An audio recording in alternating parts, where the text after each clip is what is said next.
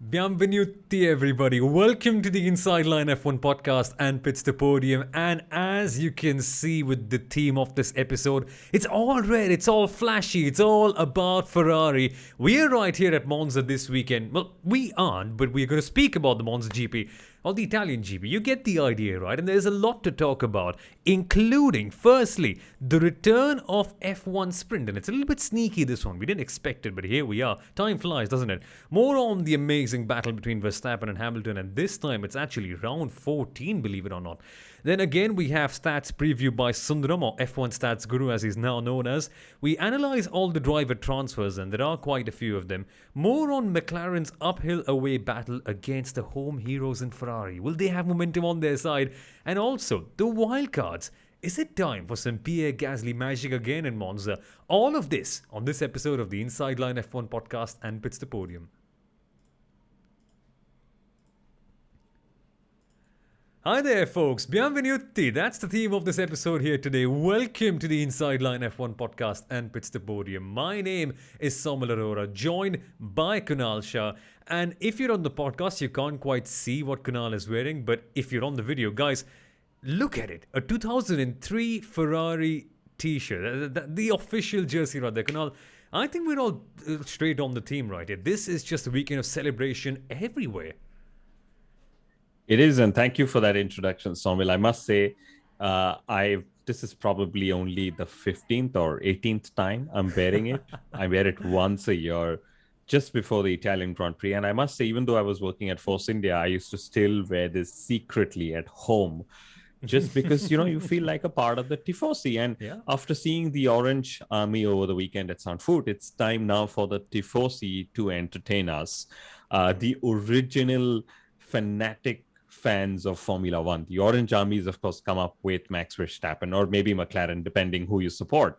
But yes, the original fanatic fandom of being a Formula One fan, the Tifosi, as we've known them. So, Temple of Speed, that's you said we're in Monza. Yes, our hearts are in Monza, even though we are remotely recording through the cloud using Zoom and several other softwares, trying to get this episode out to you guys in audio and in video. And Soumil, there are lots of things to preview this weekend. It is the end of another triple header on the 2021 Formula One season. And thank goodness, for now at least, it's the last triple header. We could have had another one straight after this one, but please, no more. But coming to Monza, right, this is absolutely fantastic. Every year we come back in, every year we see those scenes, and what a shame it was not to see Pierre Gasly celebrating with the Tifosi. But thankfully, they are going to be back this year, and that'll be quite the sight. But normally Monza as well, Temple of Speed, as you rightly mentioned, Kunal, a very fun circuit in terms of qualifying, very fun circuit in terms of drafting, which brings us firstly to F1 Sprint. It's finally back again.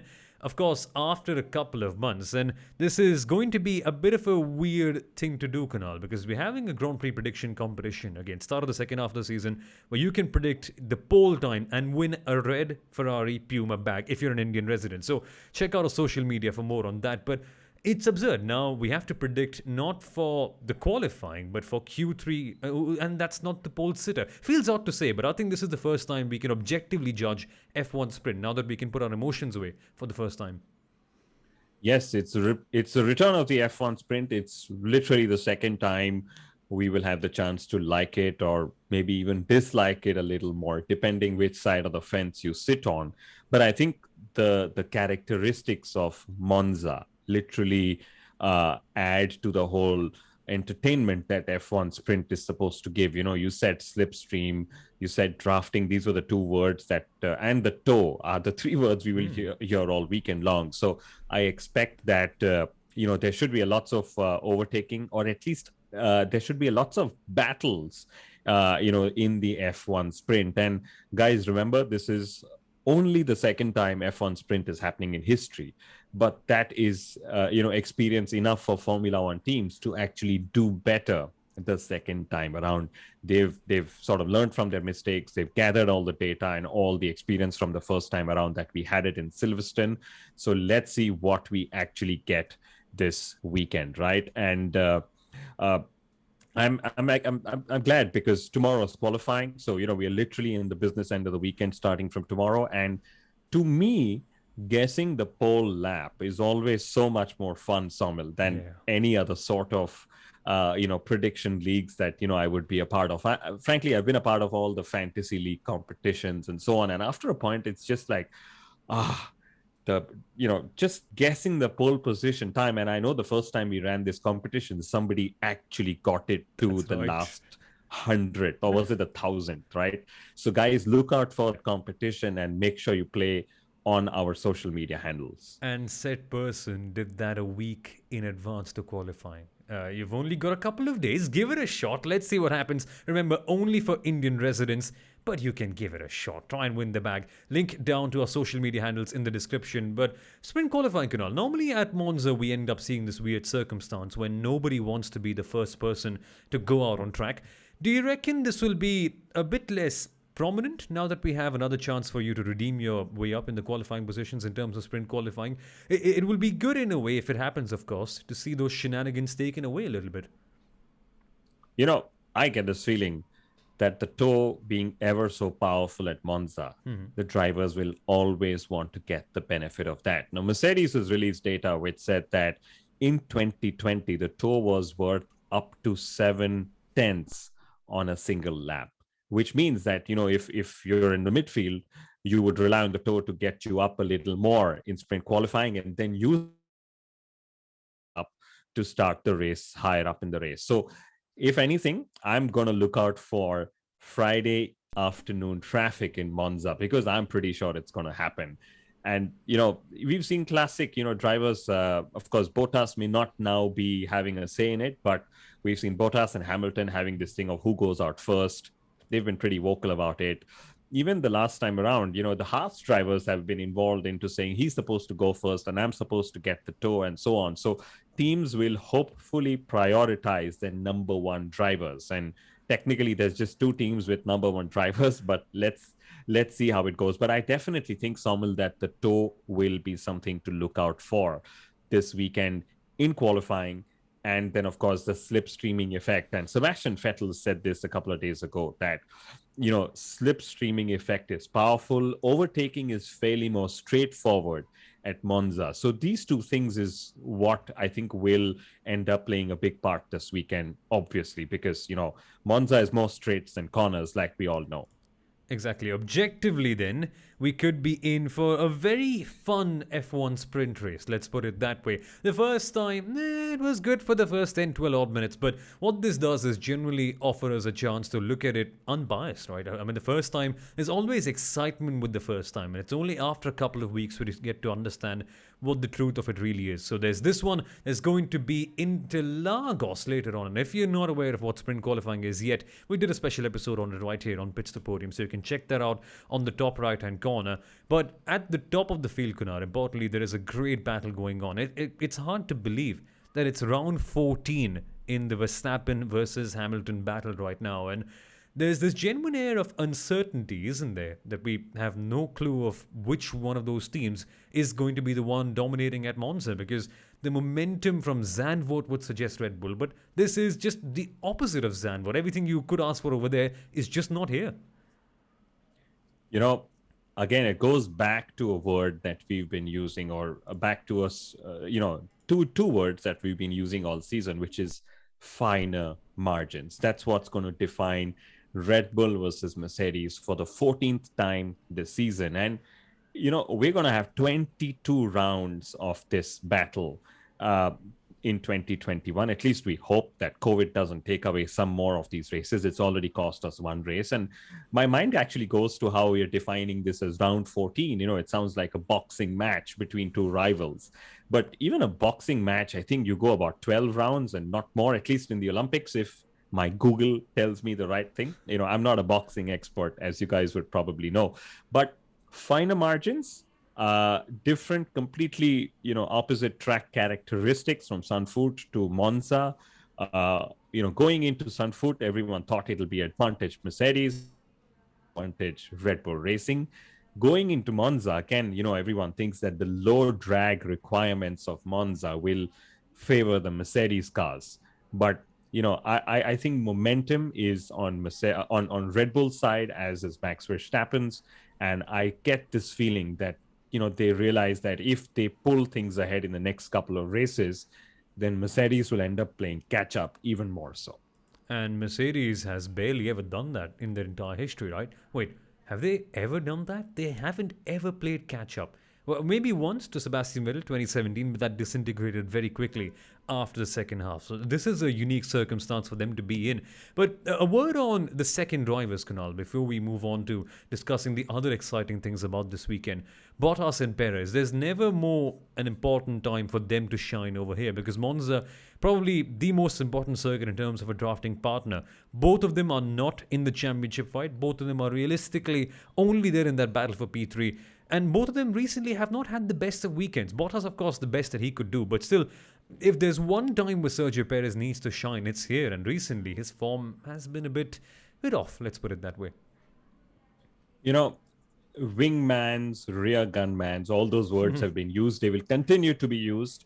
At the end of the day, if their teammates can help them strategically in their title battles, Verstappen and Hamilton will take it, with both hands. They'll take it hands down.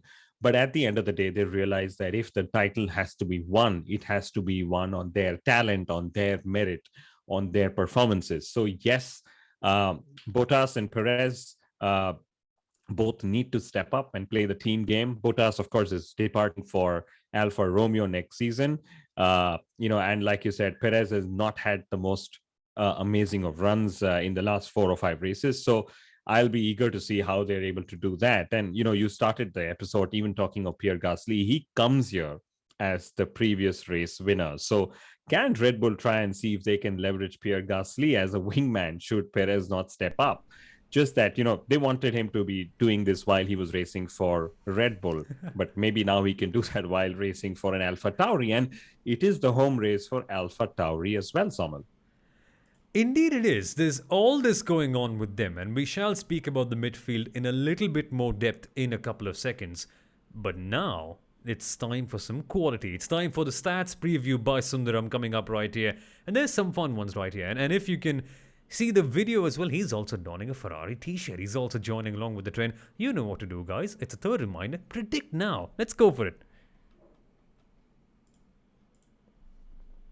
All right, it's time to talk speed because we're going to be doing the stats preview of the Italian Grand Prix. Now, the first ever Italian Grand Prix was held back in 1921, and this weekend we're going to be celebrating 100 years since that first event. Now, I don't know if there are any celebrations in store on Sunday or through the weekend, but we should definitely keep an eye out for that. The Italian Grand Prix and the British Grand Prix are the only 2 events that have hosted a Formula One race every year since the sport first came into being in 1950. And the Monza circuit has hosted the most Formula One races of any other circuit, 70 over the course of all these decades. And only once did Monza not host the Italian Grand Prix, which is back in 1980. That year, the event was shifted to Imola for that season because Monza was undergoing a major upgrade in terms of renovation. Now, Monza being a very historic circuit, we've seen several iconic and memorable moments over the course of all these years. In 1956, Peter Collins, who was a championship contender, willingly gave away his car to his rival and teammate, Juan Manuel Fangio, so that he could just go away and win the title because his car broke down during the course of the race. Something that's very strange. You wouldn't expect you to do that for your rival, but Peter Collins did that, and Fangio did win the championship that year. And Collins was later heard saying that I'm too young to be the world champion, and I really believe that Fangio deserves to win it. Unfortunately, Collins never won the championship in his career after that. So yeah, it's a very, very strange story, that one. And in 1971, we witnessed the shortest ever winning margin in Formula One history, a record that still stands 50 years later. Peter Getens won that race ahead of Ronnie Peterson by a margin of just 0.01 seconds. And the top 5 were separated by just 600ths of a second at the finish line. In 1999, you would have seen Mika Häkkinen sobbing by the side of the track because he crashed out from the lead of the race. Or you would certainly remember Sebastian Vettel winning the 2008 race, driving a Toro Rosso to become the youngest ever race winner in Formula One at the time. Very interestingly, Ferrari, as an engine supplier, have won just one race for a team other than Scuderia Ferrari, and that was Toro Rosso in 2008. So, yeah, that was very interesting one when I pulled this out. Now, let's talk about this weekend then. Lewis Hamilton could break a couple of records this weekend. First of all, the record for the most fastest laps at any one circuit. He is tied with Michael Schumacher for 7 fastest laps at one circuit. Hamilton has done it at Monza. Schumacher has done it at Barcelona. And this weekend, he could take his 8th fastest lap at this very circuit. And we already know about his century of wins that is looming since several races. And the Tifosi would obviously not want him to do it at this particular venue, but that's also on the cards. And Lewis Hamilton is has currently accumulated 3,999.5 points, and he just needs half a point to get past the 4,000 points mark, and that's very much possible this weekend. All right, lastly, we have to talk about Max Verstappen and Red Bull. Max Verstappen has never finished higher than 5th at the Italian Grand Prix, and Red Bull has not won this race since 2013. Now, but going by their form and how they have been breaking all sorts of records and all sorts of patterns this year, it's very much possible that we could hear the Austrian anthem at the end of the race on Sunday. Well, that was the stats preview of the Italian Grand Prix. I'm really craving some pizza right now, so I'll catch you guys for the Russian Grand Prix. This guy, really, what can I say? There's a reason why he calls himself F1 Stats Guru. And it's not just he who calls himself F1 Stats Guru. I think all of us do as well right now. Just insane. But also, reminder again, this is again, I've said it again twice. Again, I've said it again. Okay. Point is, it's also a home race for Alfa Romeo, not just Ferrari. And we will get to Ferrari in a second, Kunal. But what a livery Alfa Romeo have got. It reminds me of Francesco from Cars 2. Literally looks like the same thing now. It's amazing. It does. It does. And, nothing like nationalistic pride. I remember when we had the tricolor on the Force India car. It used to just look gorgeous each time. And yes, Alfa Romeo, we often tend to forget, but, they have a lot of history connected to Monza, a lot of history connected to Italy, of course, and to Formula One. So, and they have made a new driver announcement in Valtteri Bottas. So that's something that's, going to make news this weekend. And Soumil, I have to ask you, we've not really spoken driver announcements. Mm-hmm. Things are pretty straightforward. Things are pretty expected. But who do you think will partner Valtteri Bottas at Alfa Romeo Racing in 2022? First things first. A man is living in Scandinavia when he says Bottas' name like that. It is perfect, the pronunciation. But according to recent rumors, and me being a football fan, I tend to divulge too much into rumors, by the way, it seemingly is going to be Guan Yu Zhou, because when someone's bringing in 30 million euros in the background, it's hard to deny him. And that's been the case with so many of the driver transfers, right? Recently, we've seen Nicholas Latifi do something similar. We've seen so many other pay drivers. But yes, the point is, when money comes calling for a team like Alfa Romeo, who already have one reliable driver, I doubt they will go beyond there. But there's some real credibility with Nick de Vries, Formula 2 champion, Formula E champion. It's outstanding. When the door is closed on you, the best thing you can do is to go out there and break the door down. And that's what Nick de Vries has done. It's super. But Kunal, your takes. It surely isn't Robert Kubica, as he is this weekend. As he is this weekend, yes. I don't think his sponsors are going to be paying 30 million, or reportedly the 30 million that Guan Yu Zhou's sponsors are ready to pay. But I'm going to make a list. We've already spoken of Guan Yu Zhou and Nick de Vries. There is Nikita Mazepin, because, he's put up some NM99 on Instagram. So everyone believes his money bags could go to Alfa Romeo. And let's remember, his father's not bought into Haas, unlike Stroll or, anyone else. So what if he could just take his, money to go to Alfa Romeo Racing, for all you know, right? Then there is Nico Hülkenberg. We all know what Hülkenberg did last year. Antonio Giovinazzi, seemingly out of favor, because it is the Italian Grand Prix. If there was any time to announce a renewal with an Italian driver at a race which you are supposedly going to call your home race because you're Alfa Romeo Racing, it would be the Italian Grand Prix. So if I put on my Sherlock Holmes hat, it seems like, Giovinazzi is definitely out of favor. And then, of course, the outside chance of Callum Ilott. If he could just take his, money to go to Alfa Romeo Racing, it would be the Italian Grand Prix. So if I put on my Sherlock Holmes hat, it seems like, Giovinazzi is definitely out of favor. And then, of course, the outside chance of Callum Ilott the other Ferrari junior who did fairly well in Formula 2. He was second to Mick Schumacher last year. And he's, of course, announced he's doing some IndyCar racing this year onwards. But yeah, these are the 6 drivers, at least within the public eye view, that are vying for that seat. And it is going to be a bidding war, as we've been hearing or we've been reading, from paddock journalists, Soumil. And to me, all of this also, Mark Hughes has put it out there with Albon signing for a Mercedes-powered Williams racing team.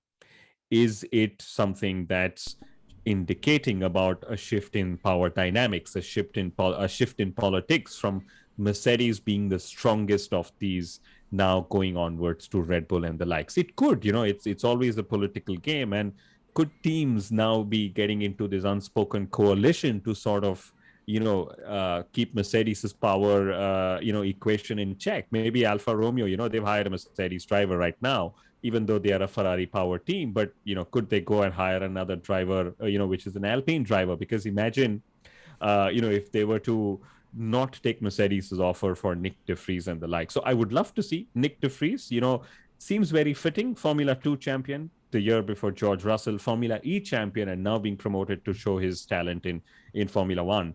But let's see, it's money and power both at play when it comes to deciding who's going to take that final seat at Alfa Romeo. But another question to you: who, from the new announcements that have come in place, who is the one driver or paddock personality you want to hear the most from this weekend, Soumil? That's a good one. Not George Russell. We know the cliche answers he's going to give. We all love George Russell, but sometimes you know what they're going to say. Simple and effective is the way to go, and that's what they're doing. So that's not entertaining enough for me. Even Albon will be here. I'm grateful. I'm glad to the Williams team. I'm glad to Red Bull for letting me go. Of course, power dynamic changing. And we already knew that Williams, under the new ownership, would be less reliant on Mercedes. That was one of their primary aims. So there's a bit of that. Who I want to hear from? Not sure, to be honest, Kunal. Because that creates a personal rant that I will not go on. Basically, what I mean to say is drivers these days are becoming PR robots. And there's no character left in situations like this. So that's another issue. But indeed, yeah, lots of chopping and changing going around. Before we move on to discussing Ferrari, McLaren and the likes, how glad are you to see Alex Albon back in, Kunal? And thankfully this time in an emerging team like Williams, where the pressure, let's say, would be a little bit less, right? And you need it for drivers like Albon, who've come in from a very tumultuous stint in a way. Albon, him being back, power dynamics, I would love to hear Toto Wolff's reaction on Albon being signed, because even though, Wolff very clearly said he doesn't mind Albon being signed to a Mercedes power team as long as he lets go of his relationship with Red Bull, which is a little gray area types. Red Bull and Albon, Albon has thanked them. Red Bull has congratulated him. And they've said, and we're open to future opportunities should that arise, which I think is entirely fair, right? So for me, Toto Wolff is who I want to hear specifically about Albon driving a Mercedes power team while still also having links to Red Bull Racing. And he's, of course, linked to the other owners of Red Bull Racing, which is why he's here where he is. But yes, Albon coming back alongside Latifi. They've partnered each other before. Always good to see junior talent up there. Red Bull's having, 7 or 8 drivers from their academy, on the grid in 2022. The irony is, of course, that, Red Bull have 4 cars, and I say that again, 4 cars on the grid, and they still needed a 5th cockpit to place another promising driver in their own words. So that's a bit of an irony for me, Soumil. I found the answer. I want to hear from Martin Butkowski, or how he's pronounced. I'm sorry if I butchered it, but we can just say Kowalski. Nah, not really, no. But I want to hear from Martin, I think the head of Renault, or one of the 3 heads at Renault. Again, it's a weird power structure there, but they have a grand total of 3 drivers in Formula 2 and no seat, because they've decided to hire an old 40-year-old driver and someone who's getting into the prime of their career. So I don't know what's going on there. Maybe the entire academy was a waste at the end of the deal. So more on that later on. But let's actually speak about a team who's also potentially going to face a bit of an academy situation in a couple of years. It's going to be Ferrari. And Ferrari are now at home, literally the most comfortable they can be, at least in terms of atmosphere. but they're up against McLaren. And last year, Kunal, yes, McLaren were second under weird circumstances, but there was a great degree of pace and potential. Now they've got an even faster engine here at Monza. Things could be looking bright for them. I mean, now that they've dropped back down, one might say momentum is with Ferrari, but no, I think this could be where things change out. This could be where things could change. And, in the last three races, Lando Norris has scored 1 point, which is probably his worst start since like 2 seasons or something, right? So for seeing Lando and McLaren back in action, regaining the momentum and taking the fight to Ferrari is key. And, we've had a few of our viewers and listeners, right, saying that McLaren are the faster team, but they're not scoring with both drivers, while Ferrari are scoring consistently with both their drivers. And I think that's the battle that we're going to see. And it, of course, pains to see Ricciardo where he is, but we've spent a lot of airtime discussing just how much we want Ricciardo to start performing as well. So I think it's advantage McLaren, I hope, and I really hope it's advantage Ricciardo as well, because, seeing him up there, regaining confidence in that, different to drive McLaren will definitely enliven the whole battle for P3 as well. Because, at the end of the day, even though I'm wearing a Ferrari t-shirt right now, I don't really care who finishes P3 so long as there's a fight for it. And that's what I would love to see with all 4 drivers of both these teams engaged in a battle. That honestly sounds like most of the students at college, right? We don't care who wins as long as we get to see a fight in the college campus. But this is Formula One. We're all here to watch the fighting. And this is fun. Now you have this dynamic where Ricciardo is suddenly the one with more momentum, where Ferrari have 2 drivers performing consistently. And you somewhat get why Binotto says they have the best lineup. I think the word he was using for is the most balanced. But I don't know if anyone's going to tell him. Either way, the pressure is on Ferrari. The onus is on them to deliver. And we normally know what happens when the onus is on Ferrari to deliver. So don't have many high expectations and don't put their lifetime as the one who you think is going to win in the prediction competition this time. But finally, Kunal, before we depart, a word on wildcards, a word on Pierre Gasly. You mentioned him early on in the episode, and indeed, he was the winner right here last season. And the AlphaTauri did look like a very good car. Again, unusual circumstances, but you can't deny the fact that he kept behind so many other top midfield cars. And Gasly again on a good run of form after Zandvoort. Is he going to be your wildcard pick for this weekend? I know he's mine. He is mine as well. Home race for the team. He's again found fantastic momentum. I know Sundaram does a lot of stats and he's brilliant at it. My little bits of stats and pieces that I picked up, and I'm going to share 2 of them. One on Pierre Gasly and the second, which is a non-Formula One stat, right? Before we end the show. Pierre Gasly is, after, I would say, in the last 3 races, I'm going to repeat that. So in the last 3 races, Pierre Gasly has scored the 3rd most number of points after Max Verstappen and Lewis Hamilton. So he literally has been on a point scoring spree, and I would love to see him extend that with the bulk of points this season as well. So that's my Gasly stat. And my non-Formula One stat, actually, and I'm going to say this every year, every time we do the Italian Grand Prix review, Soumil, is my favorite race at Monza was in 2017. It wasn't a Formula One race.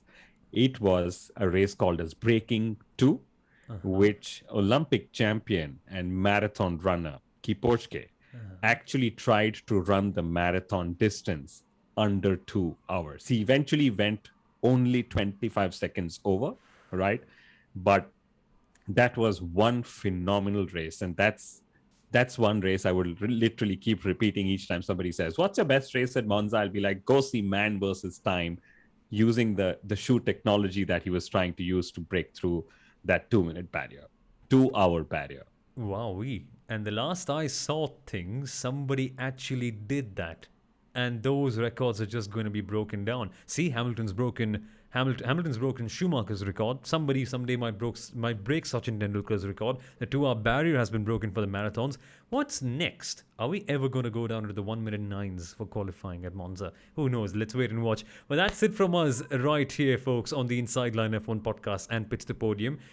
Call me a broken tape recorder. Links down below for the prediction competition. Take part in the next couple of days and predict the poll time. Who knows, you might be the one winning that red, beautiful Puma bag. That'll look good with the kind of shirt that Kunal's wearing right now. So there's that. And folks, join us for the race review right here on the Inside Line F1 podcast and Pits To Podium. Lots to discuss, lots of fun coming up right there. So see you folks. Have a good weekend. Enjoy F1 Sprint and see you in a couple of days. Thank you. Bye-bye.